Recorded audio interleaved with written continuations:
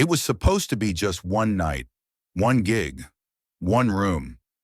But when the hotel clerk handed us a single key and said, "Only one bed left," I laughed. Ethan did too. But deep down, I knew something was about to change. Something I wasn't ready for. Or maybe, just maybe, I'd been waiting for it all along. "Only one key left," the clerk said, frowning at his screen. "Also, one bed." I froze. Ethan just laughed, nudged my shoulder like we were in on some private joke. "We'll survive," he said. "One night, no big deal." That's what we'd told ourselves when we booked the trip. Split gas, split the hotel, one weekend gig out of town. No drama, no weirdness. But the moment I heard one bed, something shifted in my chest. Something I didn't want to name. We rode the elevator in silence. The kind that hums between two people who should be talking, but aren't.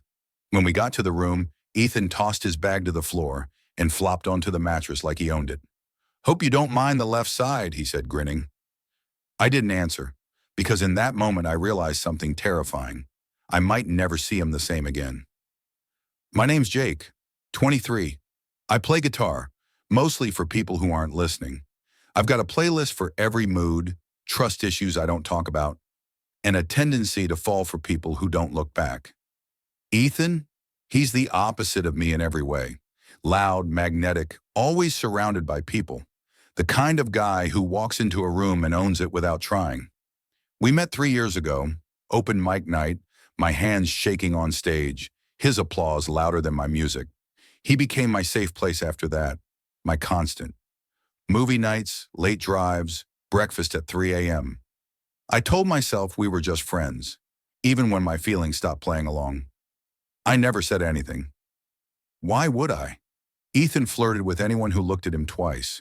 Waiters, strangers, probably his own reflection. I was just convenient. The guy who always said yes to the trip, the drive, the plan. So I kept it quiet, and now here we were. One hotel room, one bed, and the way he stretched out across it like we'd done this 1,000 times made it harder to pretend. I stood there, still holding my bag, watching him. The way he yawned, arms above his head. The way he looked at me unbothered. "You're not scared of me, are you?" he asked, playful. "No." "Then stop acting like I'm gonna bite." I forced a laugh, dropped my bag, sat on the edge of the bed. "I just didn't expect to share a mattress." "You nervous I'll spoon you in my sleep?" "I'm nervous you'll steal the blanket." He laughed, deep and real, and for a second it felt like it always did. Easy, safe, but it didn't last. Later that night, when the lights were off and his breathing evened out beside me, I couldn't sleep. My body was tense, muscles locked like I was bracing for impact. And then I felt it. His foot brushed mine under the blanket. Maybe nothing. Maybe just the narrow bed. I didn't move. But then he murmured something. I thought I imagined it. Just noise. But then, clear as day, his voice. "Jake." Just my name. Barely a whisper. I stared at the ceiling, every part of me suddenly awake. A second later, his fingers grazed my arm. Light, hesitant, but intentional. I lay still, heartbeat pounding like a war drum. I didn't sleep at all. By morning, I'd convinced myself it didn't happen, or that I misunderstood. When he sat up, rubbing his eyes, he looked the same. Carefree, unbothered. "Sleep okay?" he asked. "Yeah," I lied. He stretched, glanced over at me. "I think I had weird dreams." That made my breath hitch. "Yeah?" I asked carefully. He shrugged. "Can't remember. Did I talk in my sleep again?" "Yeah." He looked at me. "What did I say?" "You said my name." He blinked. "Really?" "Yeah." Another pause. Then he smirked. "Maybe you stole the blanket and my subconscious got petty." I gave a weak laugh, but something in his eyes didn't match the joke. It lingered, like he knew exactly what he'd said and didn't want to deal with it. We went through the day like everything was fine. Tourist traps, tacos, bookstores. But there was a current underneath it all. A tension that hadn't been there before. And then it happened again. We were walking through a packed street market, shoulder to shoulder, when someone bumped into me. Hard. I stumbled. Ethan caught me. His hand gripped mine and didn't let go. We kept walking like that, hand in hand. No words, no explanation. Just heat in my chest and something too loud in my head. I glanced at him. He looked ahead, unreadable. But he didn't let go, and I didn't ask him to. Ethan never mentioned the hand-holding, not when we finally let go at the park entrance, not when we sat on the bench sipping iced coffee like nothing had happened. He didn't flinch, didn't fumble, didn't explain. But I couldn't stop thinking about it. The way his thumb had brushed over my knuckle like he meant it. The way it didn't feel like a joke. We sat there in silence, the kind that presses against your ribs. Eventually I broke it. "You're not exactly subtle," I said, keeping my voice steady. He looked at me, smirked. "Wasn't trying to be." I blinked. "Since when?" He leaned back, eyes on the sky. "Since always, probably. You just didn't notice." I didn't know what to say. I'd spent years convincing myself Ethan only saw me as a friend, and now he was rewriting everything with one sentence. "You flirt with everyone," I said finally. "Not like that," he replied. No humor in his voice this time. "Not like I do with you." That quiet hit harder than any confession. Because it wasn't loud or dramatic, it was true and we both felt it. But neither of us reached for the other again. That evening, back at the hotel, the silence followed us up the stairs like something we were dragging behind.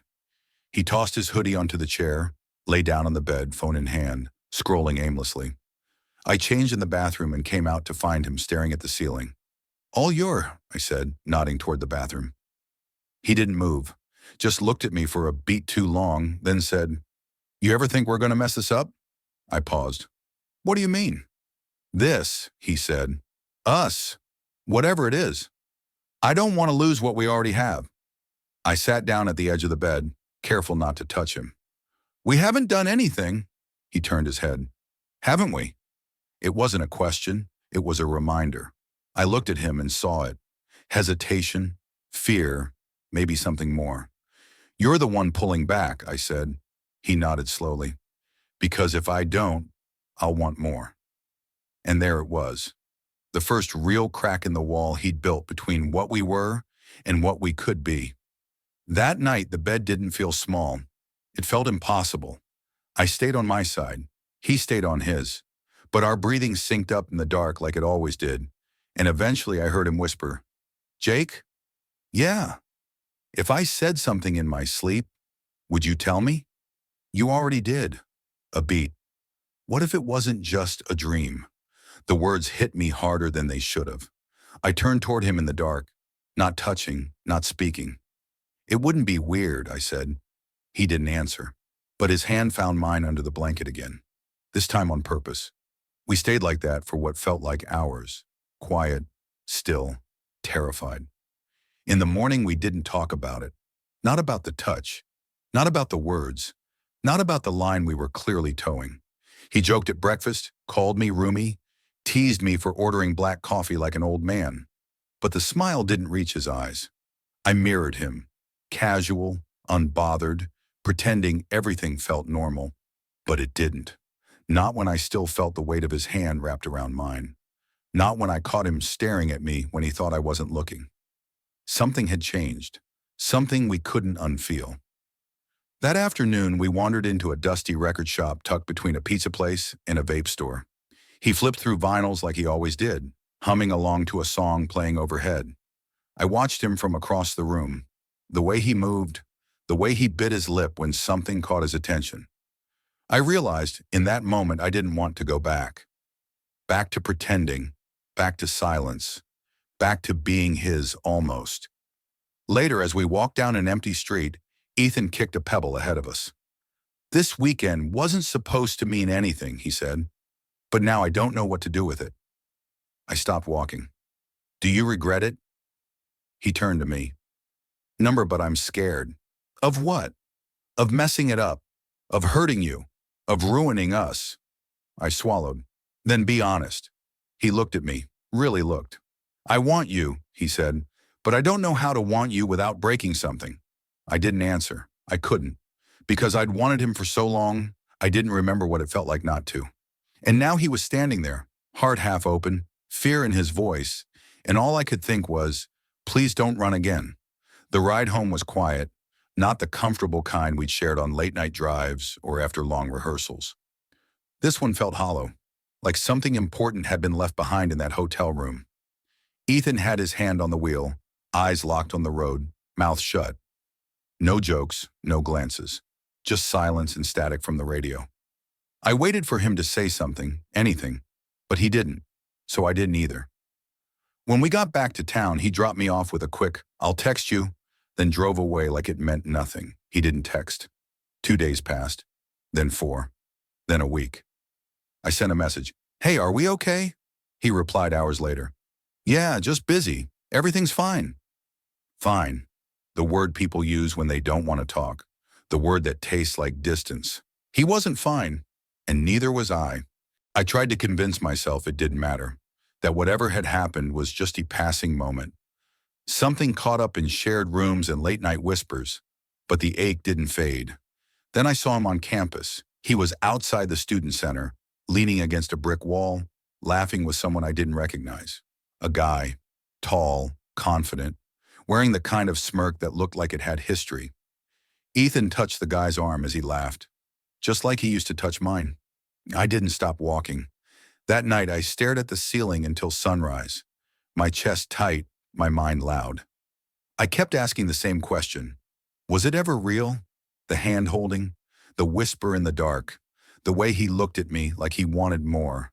Was that just a moment he didn't mean to give? Or was it something he couldn't face? A few days later, I saw him again, at the gym. He waved. It wasn't the kind of wave you give to someone who once held your hand under a blanket and whispered your name like it meant something. It was the kind of wave you give to a classmate. Polite, distant, empty. I nodded back and kept walking. I started deleting things. Photos from our trip. Notes in my phone with things he'd said that made me laugh. Voice memos of songs I'd written about him. All of it felt like evidence of something I should never have believed in.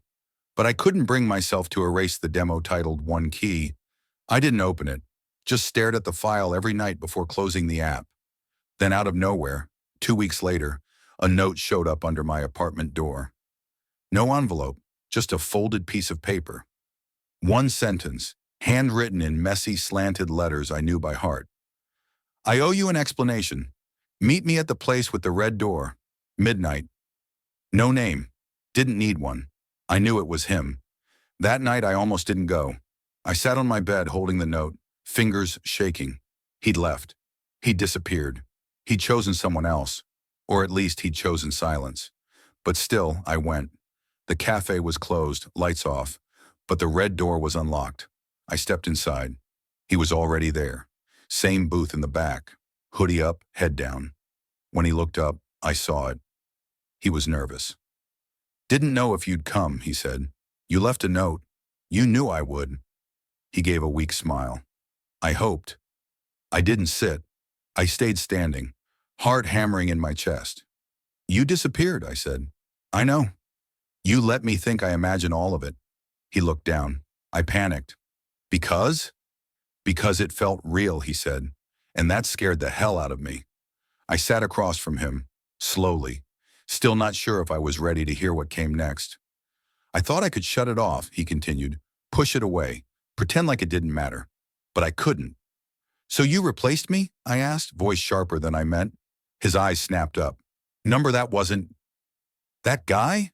He's not anything. I was just trying to feel normal again." "Did it work?" He didn't answer. That told me everything. "I wasn't ready," he admitted. "You've always been the one place I felt safe. And the moment it started to feel different, I got scared of ruining it." "You already did." He winced, like the words physically hurt. "I know," he whispered, "and I hate myself for it." The cafe was quiet, the kind of quiet that waits. "I don't need perfect," I said, "but I needed honesty, and you vanished." He nodded. "I messed up. I know that. But I never stopped thinking about you. I still can't." My throat tightened. I didn't know what to believe, but I wanted to believe him, and that terrified me most of all. We sat in silence for what felt like hours, both of us holding back words we weren't sure how to say. Ethan finally broke it.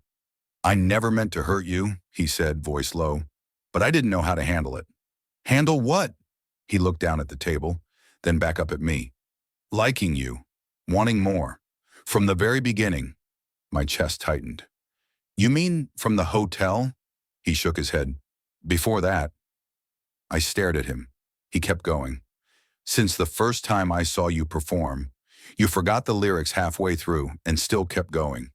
Everyone else laughed. I couldn't stop watching you. I let out a breath I didn't realize I'd been holding. That was 3 years ago. I know. Why didn't you say anything? Because I was terrified when he said, you were steady. You had your music, your space. I thought if I told you, I'd ruin the one real thing I had. I looked away, unsure where to put the ache inside my chest. He leaned forward, elbows on the table. I don't want to be scared anymore. I stayed quiet. Then I pulled out my phone, opened my voice memos, pressed play. A quiet acoustic track filled the air between us. My voice, raw, shaky, carrying words I hadn't planned to share with anyone. It was just one room, one bed, one key. But I laid next to you like it meant everything to me. Ethan didn't speak. He didn't move, just listened. His eyes didn't leave mine the entire time. When the song ended, I turned off the screen. My hand trembled slightly. I wrote that the night we got back, I said.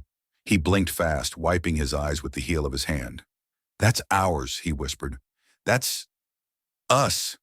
I nodded, even when I didn't want it to be. He reached across the table and took my hand. No hesitation this time. I'm sorry I made you doubt it, he said.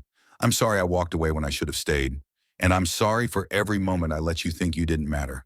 His voice cracked. I thought if I could ignore it, it'd pass. But it didn't. It just got louder. I stared at him, unsure if I could trust it. Why now, I asked. What changed? You did, he said. You stopped chasing, and suddenly the silence I asked for didn't feel safe. It felt like losing you. That hit hard. He stood, walked around the table, and sat next to me. I don't know what I'm doing, he admitted, but I want to try. With you. I looked at him, really looked. No more running, I asked. No more silence. I leaned into him slowly, our foreheads resting together. Not a kiss, just contact, quiet and steady. He exhaled shakily. I don't want to be just friends anymore, he said against my skin. Good, I whispered, because I'm kind of in love with you. His breath caught. You are? I nodded. I think I've been falling for you since you gave me your last fry on our first road trip. He laughed, watery and real. That was my last fry, he said. I know, I smiled. That's how I knew it meant something. We stayed there until the neon sign in the window flickered off. His hand never left mine. It wasn't a dramatic ending. No grand speeches, no promises of forever. Just a choice. To stop pretending. To stop hiding behind maybe and what if. To see what would happen if we finally let go of fear and reach for something real. It's been 4 months since that night in the coffee shop. 4 months since we stopped avoiding the truth and started living it. We didn't dive into a perfect love story. There were awkward days, moments when we didn't know what to call each other, conversations that started with, is this too much? And ended with, let's figure it out. But we showed up, every day, for each other. I started keeping a toothbrush at his place, then a drawer, then my guitar ended up by his couch. Eventually, we stopped pretending I didn't live there. He never asked me to move in. I never needed him to. We just became. Now he wakes up first, always, and without fail, his hand finds mine under the blanket, even in sleep. Some mornings we don't talk. We just breathe the same air, and it's enough.